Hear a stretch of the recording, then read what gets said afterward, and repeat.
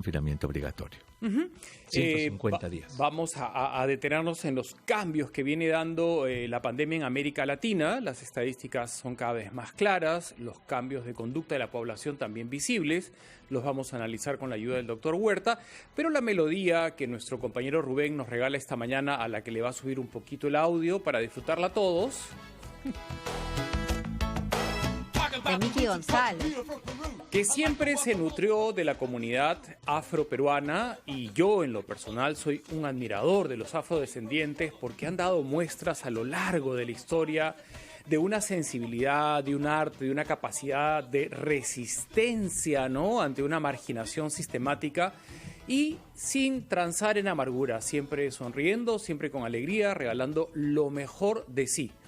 Esta comunidad, que es tan grande en el Perú y que también le sigue aportando de manera permanente tanto a nuestra vida política, cultural y en todos los ámbitos, ayer sufrió una suerte de malestar, de mal rato, con una comunicación en redes sociales. Creo que Mabel está al tanto de esto.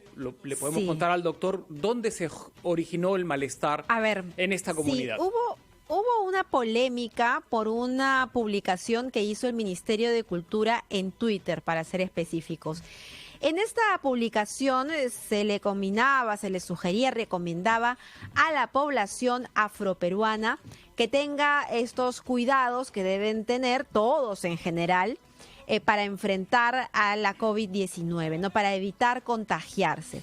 Entonces, la pregunta que todos se hacían en ese momento en redes sociales era: ¿por qué solo especificaban a la población afroperuana si finalmente el virus afecta a todos por igual, sin importar el color de piel? Algunos decían, están discriminando, otros decían, se quisieron hacerlos inclusivos, pero ya se pasaron, ¿no?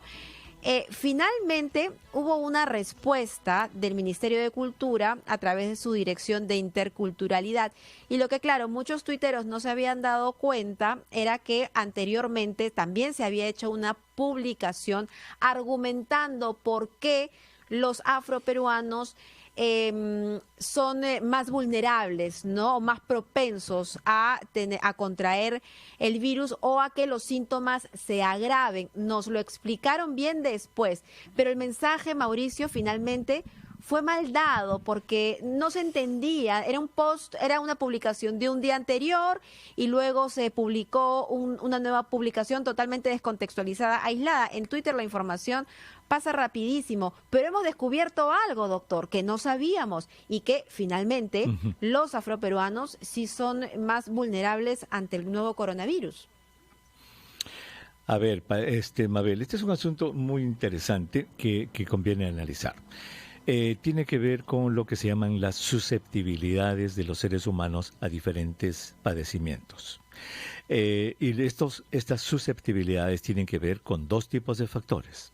Uno es el factor intrínseco, que se llama personal, genético, biológico de una persona, y el otro tiene que ver con lo que es el factor ambiental, en el sitio en el que vives, y allí entran lo que se llaman los determinantes sociales de la salud y la enfermedad.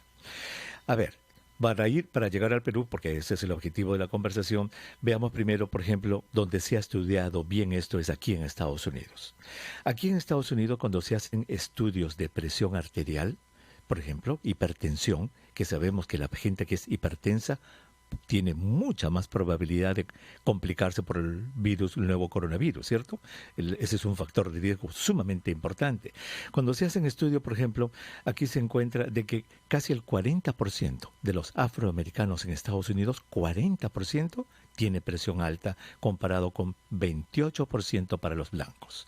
Mire esa diferencia, de 12 puntos entre uno y otro.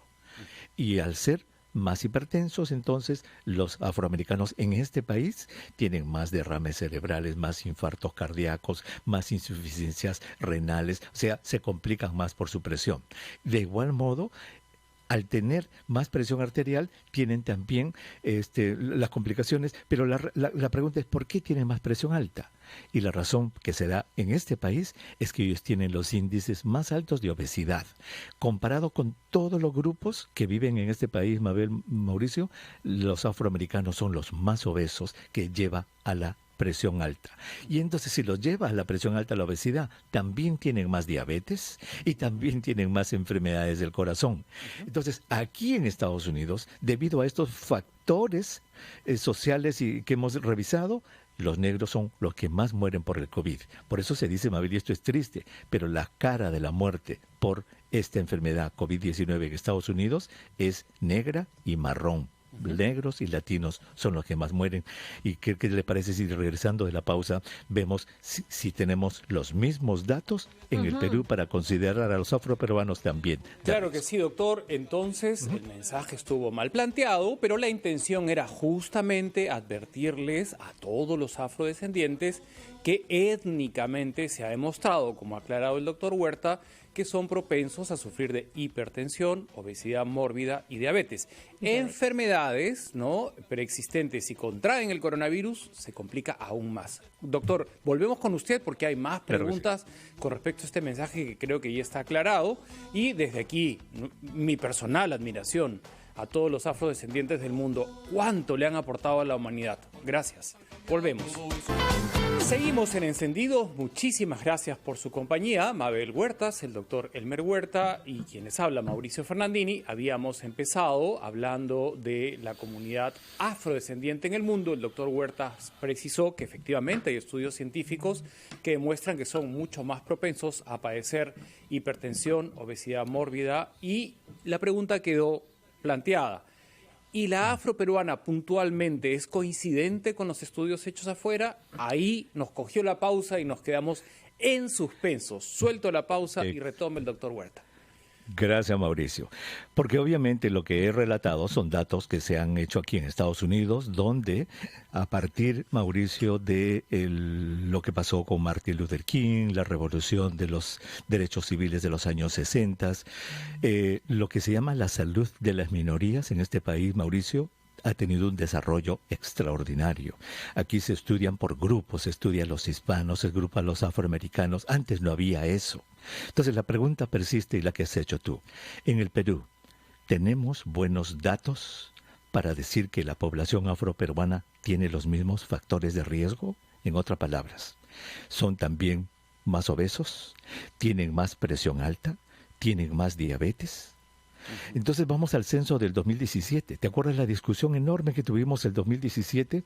Ustedes que hacen noticias, Mabel, quizás lo vieron en la televisión, Mauricio, sí, claro, que había mucha controversia. ¿Para qué le van a preguntar a la gente? Decían algunos si son negros o si son indios. Claro, entonces, mestizo. Bueno, recién estamos empezando, mira qué increíble, en el 2017 por primera vez nuestra sociedad ha empezado a preguntarle a la gente con qué grupo racial se identifica, con qué grupo étnico. Entonces no tenemos datos todavía, por ejemplo, ni siquiera de cuánto porcentaje de la población es afroperuana, número uno. Número dos, los estudios recién están empezando en el Perú.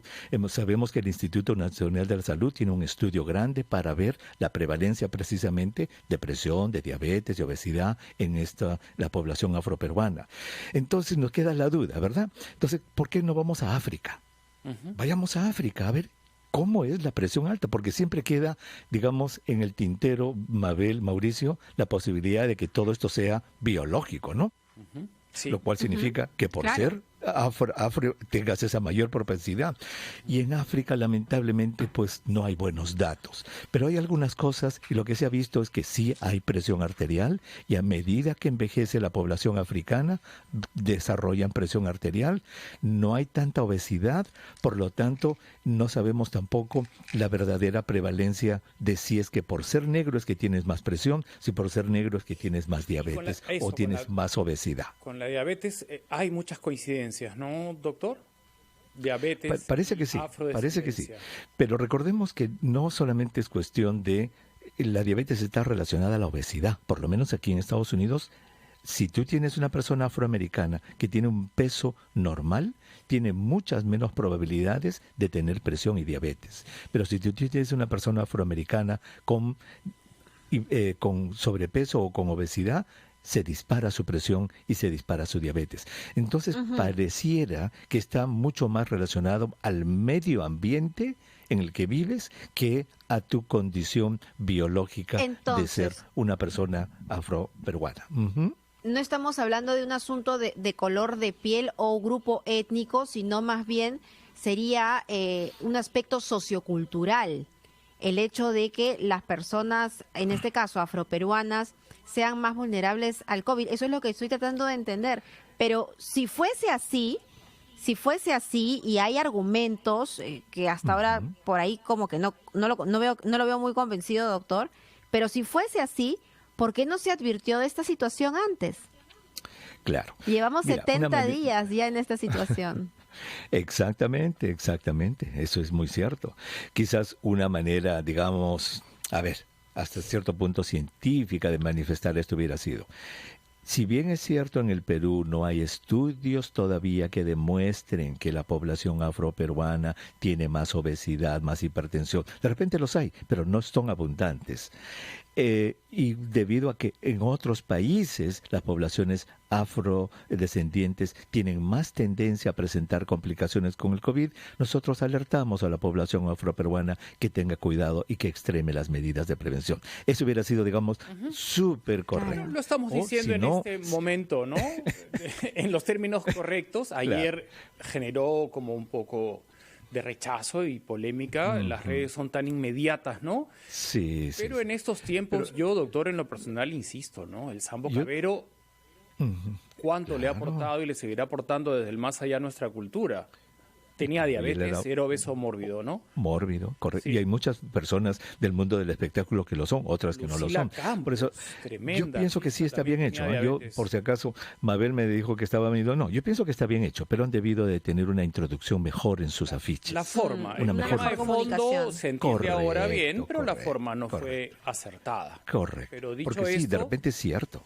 Ajá. De repente es cierto. Dicho esto, todos los hipertensos tienen que tener extremo cuidado siendo hipertensos, ¿no? Seas afrodescendiente con influencia asiática, la hipertensión, doctor, no es exclusiva, eso es lo que se entendía ayer, de la raza negra. La padecen muchos grupos étnicos. Y muchos de ellos, me consta, no toman conciencia todavía y se exponen como una persona no hipertensa en medio de la pandemia. Y eso es aterrador. Doctor, otro punto que cada vez sale frecuentemente es la irresponsabilidad de quienes son diagnosticados con COVID-19 asintomáticos y siguen como una vida normal.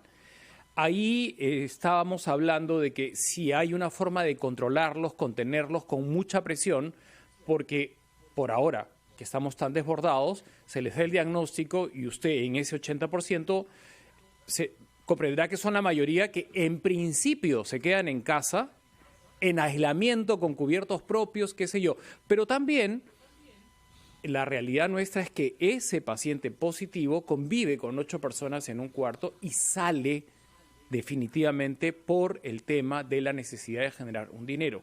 Entonces, estamos teniendo el debido control con los pacientes que dan positivo, cómo se están comportando los positivos, que no los vamos a juzgar, pero el tema que usted y todos los científicos del mundo nos recuerdan es aislamiento siempre, y si eres positivo es imperativo, creo, ¿no?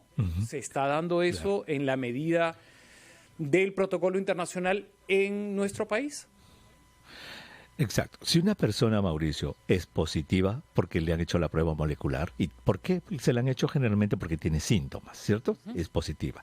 Entonces esta persona debe tener ya la educación, la responsabilidad para que decir lo siguiente: yo soy positivo, tengo el virus. Se la puedo pasar a mi familia, se la puedo pasar a mis amigos, por lo tanto yo me voy a aislar voluntariamente en mi casa. Si en mi casa no tengo una habitación propia, pues yo me quedo en un rincón y le digo a mis hijos y todos a usar máscaras en la casa, mascarillas, de que yo no se me acerquen, por favor, durante los próximos 14 días, porque yo estoy enfermo y tengo el virus, y a pesar que solamente me duele un poco la garganta y tengo un poquitito de dolor de cabeza, tengo el virus y puedo contagiar. Eso sería lo correcto, que entienda la persona que tiene el virus, que tiene el potencial de contagiar, que quiere defender a su familia, quiere defender a los demás, por lo tanto no va a salir y se va a quedar aislado. Eso es lo correcto. Ahora, si esta persona, como hemos visto por las condiciones sociales, tiene que salir, Entonces, esta persona tendría que usar una mascarilla, tendría que evitar entrar a las aglomeraciones. Pero eso, Mauricio, estamos exigiendo que una persona, mira, pues tenga este altruismo tan grande de que sus actividades en la calle van a estar supeditadas al hecho de que él sepa que está contagiado y no quiere contagiar a los demás. ¿Cuántos tienen ese altruismo? No lo sé, la verdad, Mauricio, ya eso es mucho más difícil y tiene que ver con lo que hemos hablado ayer, de la información, la educación, la actitud de la persona, etcétera. Sí, esta teoría del comportamiento que usted nos recuerda es muy compleja porque el paciente peruano que da positivo asintomático no se siente mal y por lo tanto, al no sentirse mal, ha continuado con una vida relativamente normal, o sea, no se ha asustado. Porque hay otro, ¿no? sí, hay otro asunto, hay un editorial, una de las revistas médicas más prestigiosas. Ceballos. Ahora retomamos nuestra conversación con el doctor Elmer Huerta.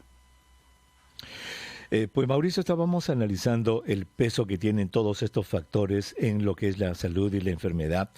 Y para terminar solamente la idea de las personas afroamericanas o afroperuanas en realidad, recordemos que todas las enfermedades, Mauricio, son consecuencia de factores genéticos, biológicos, personales y también de factores ambientales.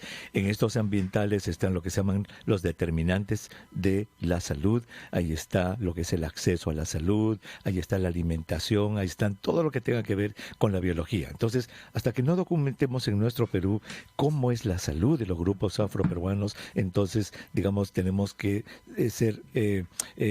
aceptar de que lo que sucede en otras partes, como en Estados Unidos, también podría ser cierto para ellos. Y yo creo que con eso podemos decir que,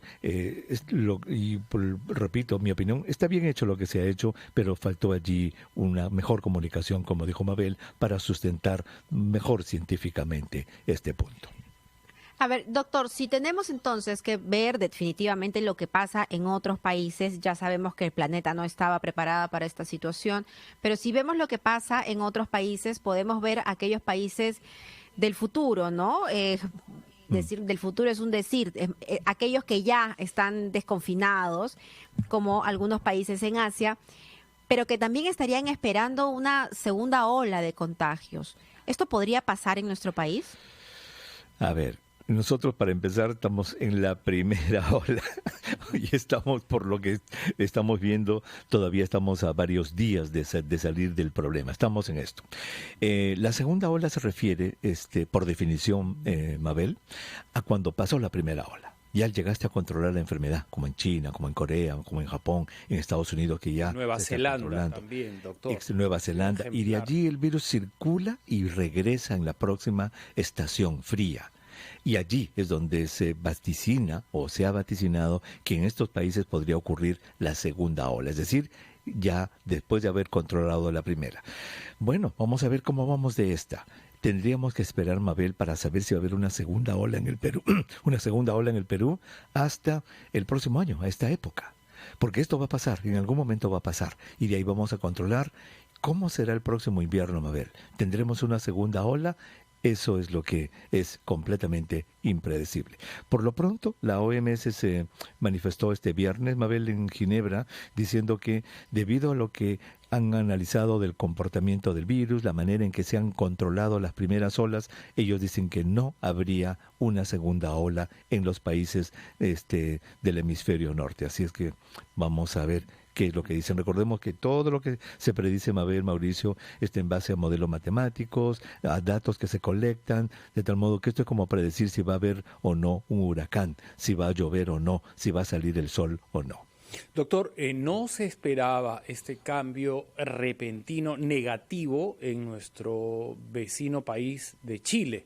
Hace 2 semanas, la etapa de contención, como usted la llama, les había dado resultado a juzgar por sus estadísticas. Sin embargo, los cambios se han dado radicalmente hacia lo negativo. Se dispararon su número de contagiados y de fallecidos. Exactamente. Y la causa no se sabe, probablemente se han relajado y han empezado los contagios y una vez que empiezan los contagios, como lo estamos viendo en nuestro país, pues es muy difícil contenerlos. Chile hasta este momento tiene 87,000 casos comparados con los 135,000 que tenemos en el Perú. Ellos tienen 900 fallecidos, nosotros 3,900. Y cuando analizamos las muertes por millón de población, ellos tienen 47 muertes por cada millón de habitantes. Nosotros tenemos 121 muertes por cada millón de habitantes, 3 veces más muertes por millón que Chile.